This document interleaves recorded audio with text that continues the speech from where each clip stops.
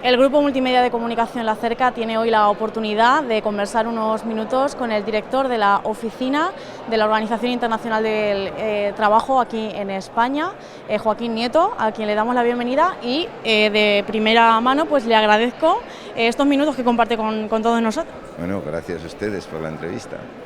300 millones de trabajadores pobres en el mundo. 200 millones de personas que buscan trabajo y no lo encuentran. Ante este panorama que tenemos, ¿se va a hacer muy complicado el conseguir ese trabajo decente que hoy pedimos? Bueno, 300 millones de trabajadores en extrema pobreza. En pobreza media son 800 millones. Y algunos de ellos están en España. O sea, en España el 13% de los trabajadores salen de casa a trabajar cada día y sin embargo no salen de la pobreza. Bueno, pero eso se puede solucionar, claro que se puede solucionar. O sea, hay capacidad suficiente. La productividad de estos trabajadores y de todos los demás trabajadores permitiría unos mejores salarios, permitiría unos salarios mínimos en todos los países del mundo y eso ayudaría a salir de la pobreza. En España mismo, el hecho de las 2 subidas de salario mínimo que ha habido en los últimos tiempos han ayudado mucho. Las cifras que doy, cuando se corrijan, que se corrigen cada cierto tiempo, van a ser mejores por el resultado de esta subida de los salarios mínimos, que tiene una incidencia clarísima en reducir la pobreza. Es algo que se puede solucionar. ¿Pero qué falta entonces? ¿Por qué no se está haciendo esto? Bueno, hace falta voluntad política, hace falta instrumentos para que la negociación colectiva se extienda. En España hay negociación colectiva, pero en el mundo hay muchos países donde la negociación colectiva es difícil.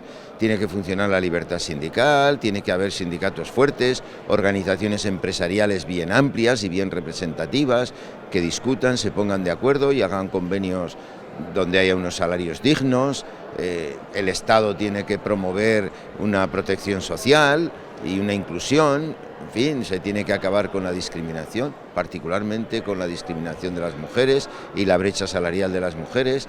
Si se redujera, si se eliminara la brecha salarial de las mujeres, que en el mundo es del 20% y en España es algo menor, es del 17%, eso ayudaría muchísimo, porque cuando luego analizas la situación de pobreza, resulta que hay más mujeres pobres, trabajadoras, que hombres trabajadores pobres. ¿Por qué se concentra también en las mujeres esta situación de pobreza? Porque los trabajadores pobres son principalmente trabajadores que tienen un contrato a tiempo parcial, que les gustaría tener un contrato a tiempo completo, pero lo tienen a tiempo parcial. En España estamos hablando de 3 millones de contratos de trabajadores que trabajan a tiempo parcial, de los cuales más de 2 millones son mujeres. Y por eso la pobreza también está feminizada, pero se puede salir de la pobreza, claro que sí. Muchas veces ese contrato a tiempo parcial encubre una realidad y es que se está trabajando a tiempo completo.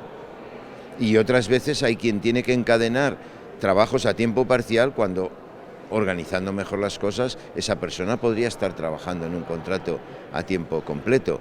O sea, se trata de pensar en los problemas, de entenderlos y de ponerse de acuerdo para solucionarlos. Ahora, para eso hace falta voluntad política y voluntad de que la sociedad viva en bienestar.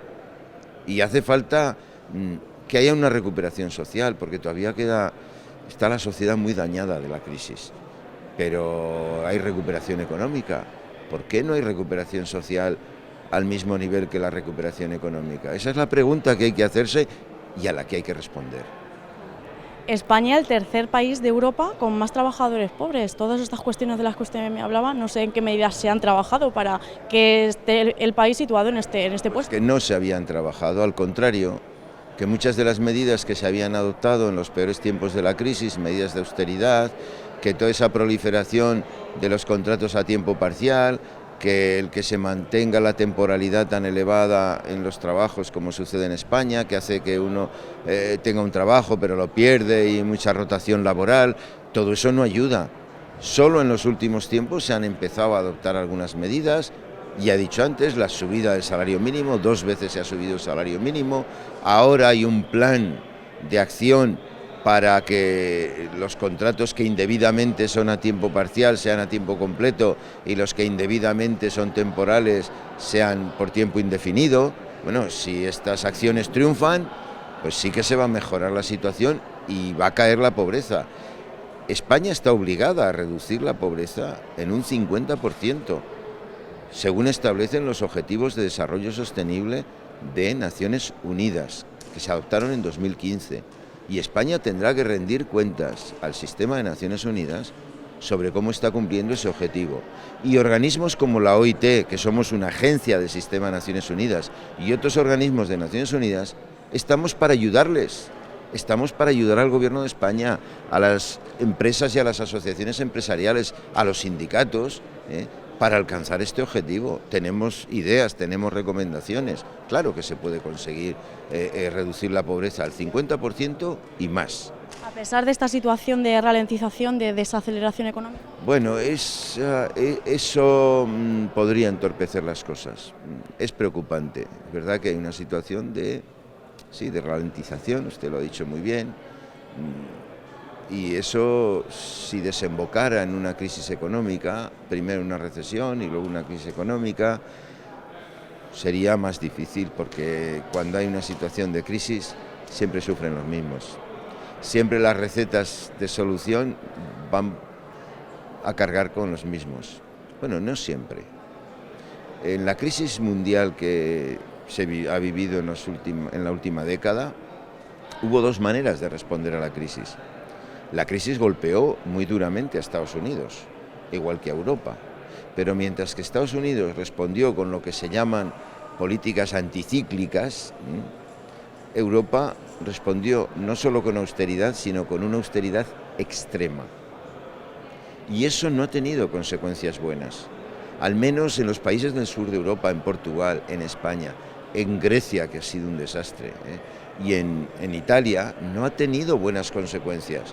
Entonces, si hubiera el horizonte de una nueva crisis, que lo primero que hay que hacer es despejar ese horizonte y arreglar algunas de las guerras comerciales que hay y fortalecer la economía interior con una recuperación económica para que no dependa tanto del exterior, las economías. Bueno, si se consigue despejar la crisis, yo creo que en un plazo razonable se puede conseguir avanzar en el trabajo decente en España y en reducir la pobreza. Pero si no, no hay que caer en el error que se cayó la otra vez. Y hay que pensárselo mucho antes de volver a aplicar políticas de austeridad extrema que han sido tan dañinas. No sé si se debería de organizar algún plan contra este tipo de situaciones que se pueden dar a nivel de todos los países, para actuar todos a una, digamos. Por supuesto. España tiene un plan. Me imagino que cuando se configure nuevo gobierno, pues tendrá que hacerse evaluación de ese plan y tendrá que fortalecerse y adoptar nuevas medidas ese plan, y se tendrá que hacer con el diálogo social, como se hacen estas cosas, porque si no se hacen con diálogo social con los sindicatos y con las organizaciones empresariales, pues luego las cosas no funcionan. Bueno, todo eso. Pero España sola no podrá, y será necesario que lo haga toda Europa, y será necesario fortalecer el pilar social europeo. Algo de eso ya se estaba pensando antes de las últimas elecciones europeas, porque se había detectado que en vez de haber una convergencia entre los distintos países, estaba habiendo una divergencia por esas políticas de austeridad que hemos hablado, por la falta de mecanismos que fortalecieran la Europa social. Y eso no puede seguir así. Parece ser que la nueva Comisión se quiere orientar en una dirección que podría ser interesante, que es la dirección de organizar la transición energética para hacer frente al cambio climático, que es una urgencia para evitar un cambio climático catastrófico, pero que también es una oportunidad enorme para remodelar y fortalecer los sistemas productivos, para ir a una nueva industria más sostenible, para crear nuevos empleos industriales. Bueno, eso y el pilar social europeo conjuntamente, bueno, serían una buena manera y una buena ayuda a que España también supere sus problemas sociales, que no son menores, pero que está en condiciones de superarlos. ¿Ese nuevo modelo de trabajo que quizá dé más protagonismo a las máquinas no podría suponer una pérdida de puestos de trabajo? No, nuevo protagonismo a las máquinas no. Las máquinas van a tener nuevo protagonismo, por supuesto, y en algunos casos van a sustituir empleos. Pensemos, por ejemplo, en los vehículos eléctricos y autónomos sin conductor. Ahí van a circular personas y van a circular mercancías sin conductor y por lo tanto ahí va a haber empleos que se van a desplazar. Pero es que la sociedad tiene muchas necesidades. Para poder hacer esa transición, para poder hacer todo el cambio digital y toda la transformación digital que necesitan los países, incluida España, es necesario un sistema educativo completamente diferente, que acompañe a las personas a lo largo de toda la vida laboral. Eso significa que es un sistema educativo mucho más potente, con muchas más personas.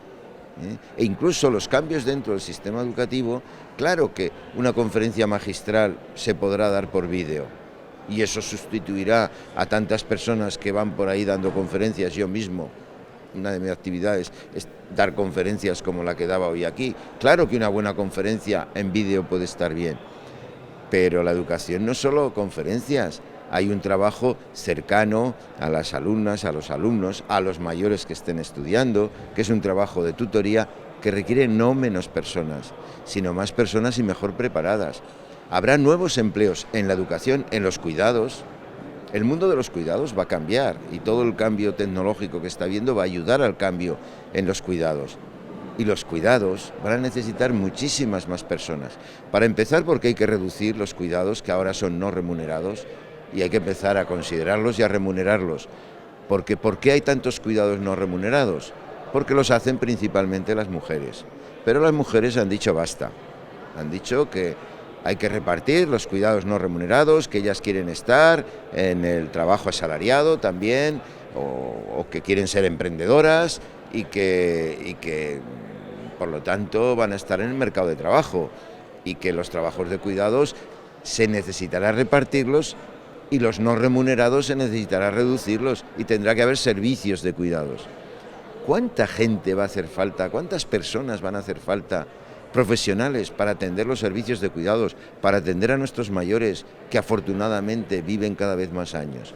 Es decir, que una sociedad en transformación no es una sociedad donde las máquinas sustituyen empleos y es una sociedad que se queda sin empleo. No, es una sociedad en la que cambian los empleos.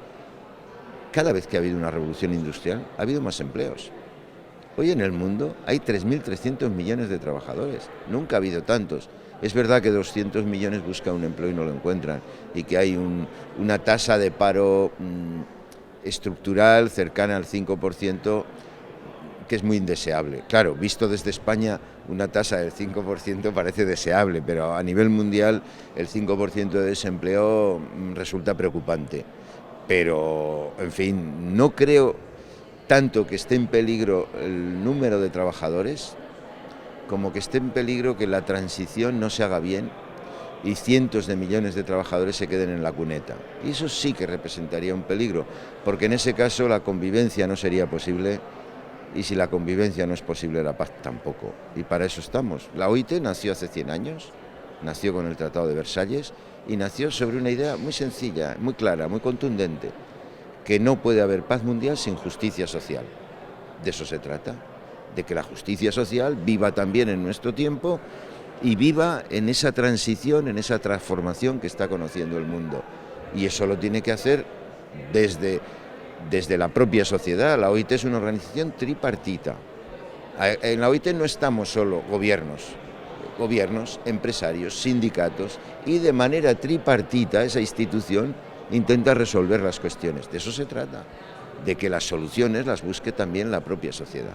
Ya por último, ¿se le puede enviar un mensaje de ánimo, de esperanza a aquellas personas, colectivos más vulnerables, jóvenes, mujeres, migrantes, que estén en situación de... Sí, rotundamente sí. El futuro puede ser más prometedor. Yo no les voy a decir que va a ser más prometedor, pero puede serlo. Si las autoridades, si la sociedad civil se pone en marcha, las condiciones son. La exclusión social no está justificada, la pobreza no está justificada, hay suficiente riqueza y suficiente capacidad para hacerlo. Eso sí, hay que tener cuidado de que sea respetuosa desde el punto de vista medioambiental, porque un crecimiento sin considerar el medio ambiente no es posible. Los recursos son finitos y por lo tanto todo desarrollo tiene que ser ambientalmente sostenible. Pero si se hacen las cosas con criterios de sostenibilidad ambiental, hay riqueza suficiente. Nadie tiene por qué sufrir situación de exclusión social, situación de marginación, situación de pobreza, y todo el mundo tiene derecho a un trabajo decente. Joaquín Nieto, muchísimas gracias, director de la oficina de la Organización Internacional del Trabajo. Gracias por atendernos. Gracias a ustedes. Gracias a Cerca.